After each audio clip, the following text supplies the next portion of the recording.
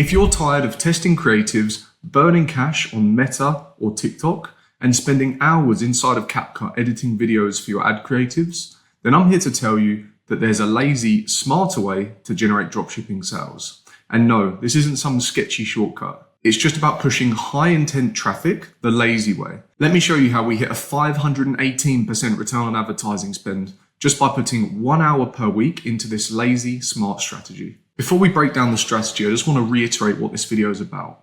You want to generate sales the smart way, the easy way, without the constant headache of Meta or TikTok, not to mention the constant creative refresh and rising competition. You don't want to wait months hoping that your product takes off.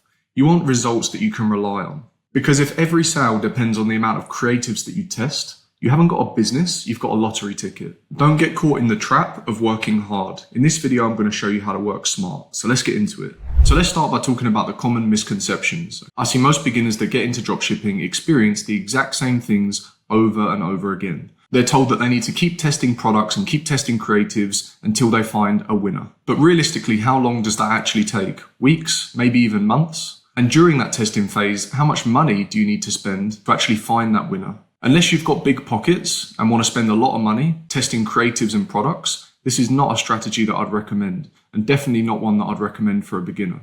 Maybe you've heard the saying, people that work hard get lucky, but this isn't necessarily true. I'm going to show you how to work smart and get lucky. The cost of advertising is becoming more and more expensive, and creatives are burning out quicker than ever. And worst of all, on Meta and TikTok, you're paying per impression, which means you pay every time someone views your ad, regardless of whether or not that they actually convert and make a purchase on your website.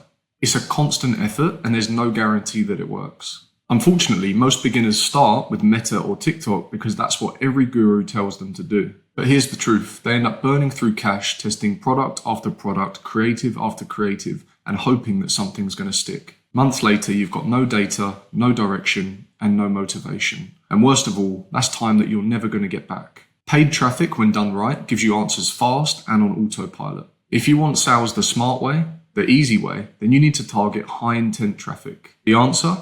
Google Ads. I launched my first dropshipping store back in 2020, and I did so using Google Ads with no prior experience. Very quickly, I was able to scale the store to $30,000 in monthly recurring revenue, and 2 years later, I actually went on to exit the business. Even now, 5 years later in 2025, Google Ads is still the primary sales channel for my e-commerce stores. And the reason for this is very simple. Think about how Google works, okay? It's a search engine. It's where people go when they're ready to buy. Let's say someone takes to Google and they type in men's running trainers UK 10.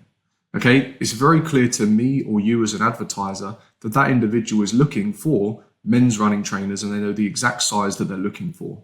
Now, they've not yet determined the exact brand or the product, but we have enough information to know as an advertiser that that is high intent traffic that we're willing to put an ad in front of. And that's how you scale the lazy way. You simply put products in front of people who are actively looking for them. Now, if you've watched my previous videos, you'll know that there are 3 mechanisms that I live by: the ad triangle, the price intent matrix, and the lazy profit PPC formula. I'm going to break down all 3 of these mechanisms for you right now so that you can learn to scale the lazy way. So stick with me and let's get into it.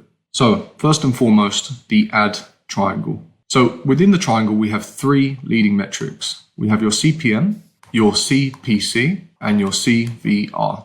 So first and foremost, CPM. CPM is your cost per 1,000 views. Now, as I mentioned earlier, on Meta and TikTok, you pay per impression or pay per view. And this is measured as your CPM. It's essentially your cost of advertising. Now, on Meta and TikTok, this is a big contributing factor to your profitability because in some senses, your CPM is fixed. And it's going to vary depending on your niche, your industry, and your level of competition. You need to think of Meta and TikTok as an auction. And if there are a lot of people competing for the same traffic, that means your cost of advertising is going to increase. Now, what you probably didn't know about Google is that it does not charge like Meta and TikTok based on your CPM. All you have is a CPC, which is your cost per click. So on Google, you only pay when someone actually clicks on your ad.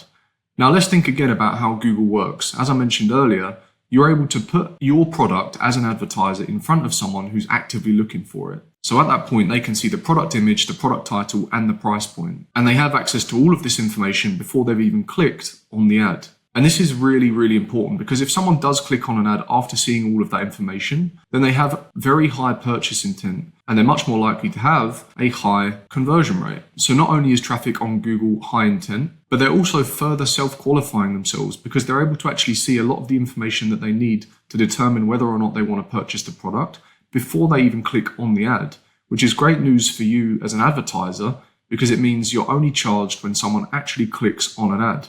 Unlike on Meta and TikTok, when you're charged per view, regardless of whether or not someone actually even clicks on the ad. Hopefully you're starting to see how much of a game changer this actually is. Now, in a moment, I'm going to share with you the price intent matrix, which is also extremely important in determining your conversion rate. If you know what your AOV is, so your average order value, plus your conversion rate, plus your CPC, you can basically calculate what your projected return on advertising spend will be and how much profit you're actually going to make per sale. Now, the best part is you can actually calculate all of this before ever even setting an ad live.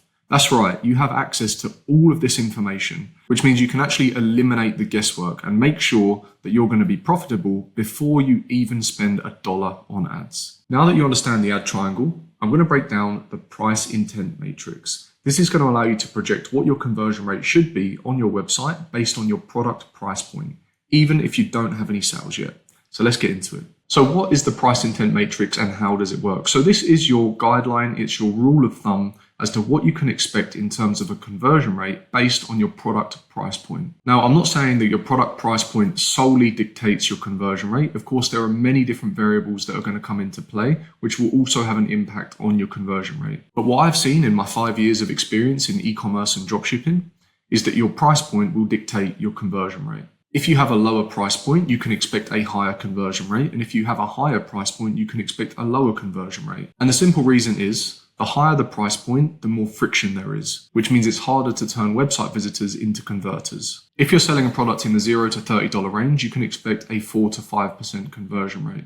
If you're selling a product in the $30 to $80 range, you can expect a 3 to 4% conversion rate. $80 to $150 range, a 2 to 3% conversion rate, and $150 plus a 1 to 2% conversion rate. This matrix helps you know what to expect and how to plan profitably. I'll even show you that this is true with some real data. So here's a look inside of my ecom store. You can see here for the month of March 2025, I generated a total of $33,687 with my dropshipping store.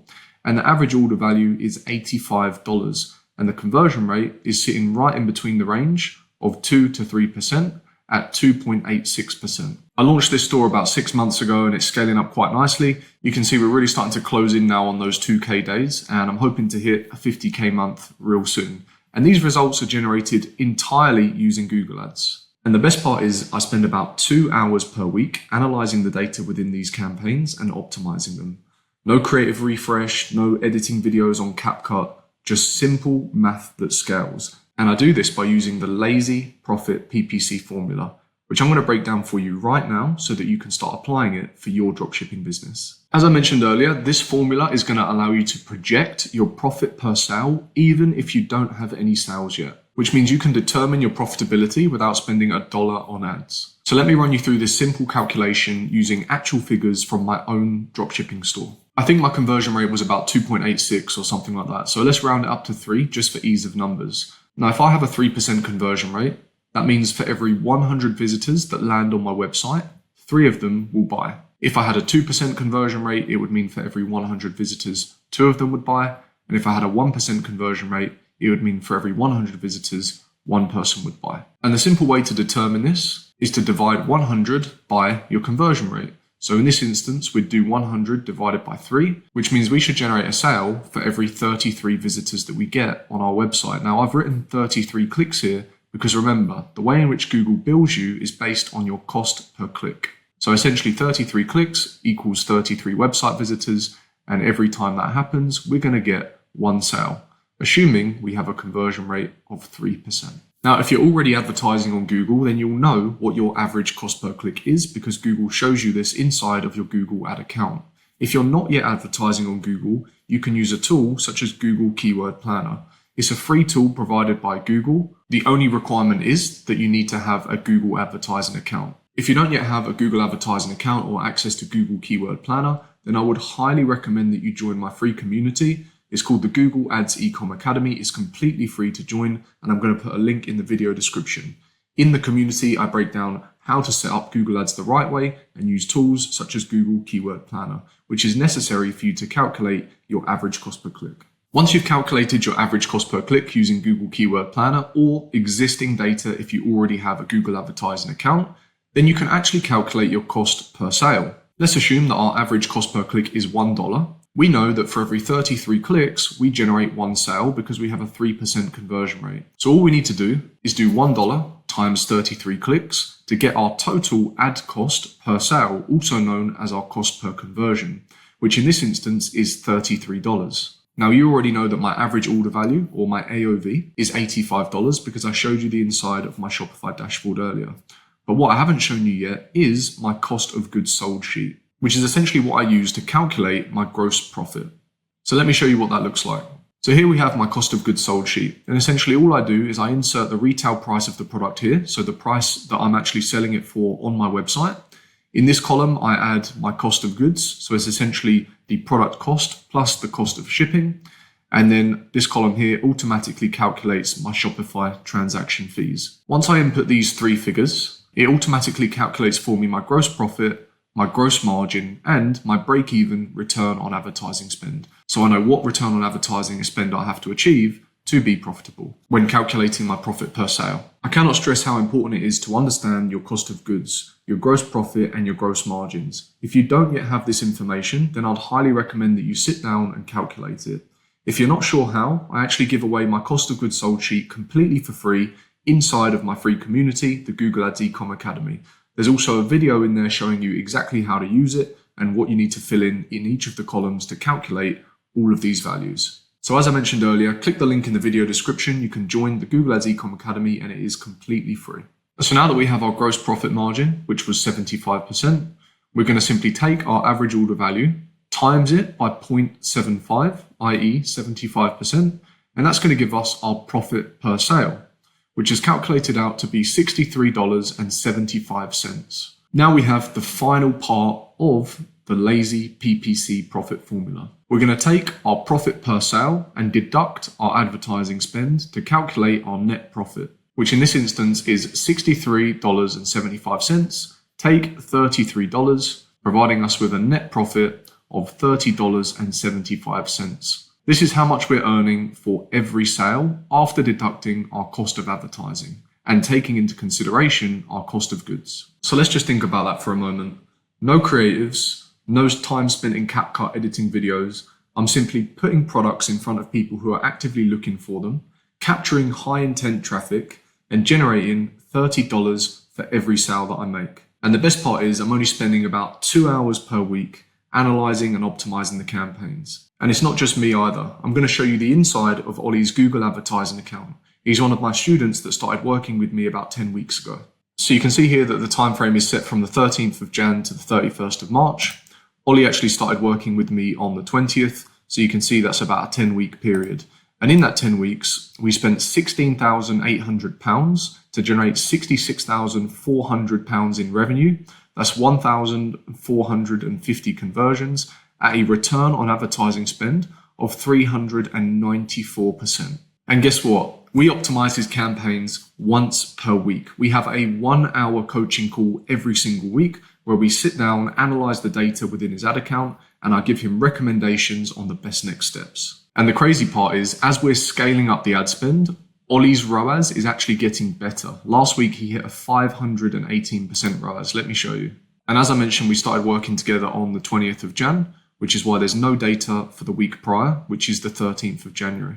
So if we scroll along here and start to scroll down, you can see the cost column here. Okay, so you can see how we started to slowly increase that advertising spend week on week as the results continued to look good. And what you can see here is the conversion value per cost, also known as the return on advertising spend. So you can see we initially started by spending just £250 in that first week, generating a return on advertising spend of 177%. And then we started slowly scaling up the ad spend. And as we were doing that, you can see the return on ad spend actually also increased, as did the conversion rate, and the cost per conversion came down. We scaled quite consistently week on week until we got to about £1,000 a week in advertising spend. Unfortunately, during this period here, we actually experienced some feed issues. We ended up switching software from one feed management tool to another, and we encountered a few issues that prevented us from scaling. Because as you can see, the ROAS is fantastic here, 360%, 500%, 384%. Ollie's break even is about a 1.3 or 130%. So anything above that, we're profitable. So you can see here, we were in a great position to scale. We just weren't able to do so based on the feed issues that we were facing. But as soon as we resolved the issues with the feed, you can see we scaled the ad spend quite aggressively, and yet we were still able to achieve a fantastic return on ad spend. And it seems like even more data has been attributed to the Google advertising account since I last checked. Earlier, I mentioned a 518% return on ad spend. That's actually increased now to a 526%. This can be quite common in Google Ads. Typically, most conversions are attributed somewhat immediately or within the first few days, but sometimes there can be a slight lag and conversions are attributed 1 or even 2 weeks late. But as I mentioned, guys, 520% ROAS and £8.78 cost per conversion. Very, very scalable. And the best part is we're only actually targeting the US with this campaign. The great thing about Google is you can actually copy and paste your campaigns and target other locations. So our plan moving forward is to duplicate the campaign, start targeting other tier 1 English speaking countries such as the United Kingdom, Australia, Canada, and the likes. That was actually the reason for switching the feed management tool in anticipation of scaling into different markets. So although it gave us a few weeks of problems, now that we're over that, we're definitely going to be scaling more aggressively moving forward, not only vertically, but also horizontally. So what do you think? Do you think Ollie's working hard or is he working smart? As I mentioned, he spends 1 hour per week on a coaching call with me where we analyze the campaigns together and I give him recommendations for the best next steps. And it's not just me and Ollie that are leveraging this strategy. Inside of the Google Ads Ecom Academy, members go from guessing and burning through budget to scaling profitably the lazy way. Most people think that Google Ads is complicated, but it's not. Not when you follow the right system. And that's exactly what all of the members inside of the Google Ads Ecom Academy did. There's no guessing and no burnout. We just target high intent buyers, set our campaigns live and check in on them once a week. And that's how you scale the lazy way. And trust me when I say it works. It's worked for me for 5 years, it works for Ollie, and it works for all of the other members inside of the Google Ads Ecom Academy. If you want help getting lazy sales the smart way, then I'm here to show you how. That's exactly what I teach inside of my mentorship program. You don't need to figure it out alone. I give you the tools, the structure, and the support. You just need to show up and follow the plan. If that sounds good, click the link in the video description to apply for my mentorship program. It's about doing the right things and letting the systems do the rest. Most importantly, you need to push high intent traffic and you need to know your numbers. The best way to determine this is using the ad triangle, the price intent matrix, and the lazy PPC formula. That's all for this video. I hope you found it valuable. If you did, don't forget to drop a like, comment, and subscribe. I really appreciate it, and I'll see you in the next video.